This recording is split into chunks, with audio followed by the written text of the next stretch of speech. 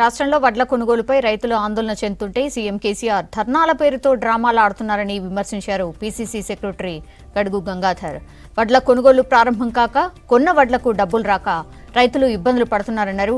TRS BJP నేతలు రైతుల జీవితాలతో చెలగాటమాడుతున్నారని విమర్శించారు. ముఖ్యమంత్రిగా ఉండి ధర్నాలో కూర్చునడము ఎంత మట్టుకు సబబు అని ఈ సందర్భంగా కాంగ్రెస్ పార్టీ పరంగా మేము ప్రశ్నిస్తూ ఉన్నాం.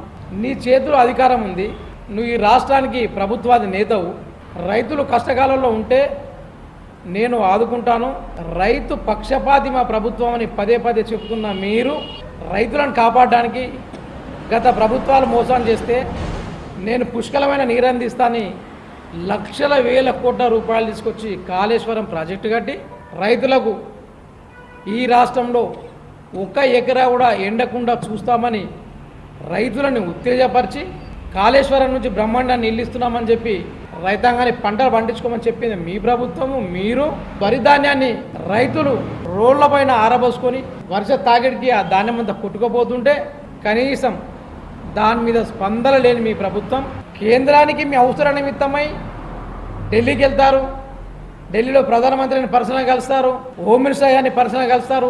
రైతుల పక్షాన మాట్లాడడానికి మీకు నోరు రాదా కేంద్రంతో సందర్భంగా మేము ప్రశ్నిస్తూ ఉన్నాం.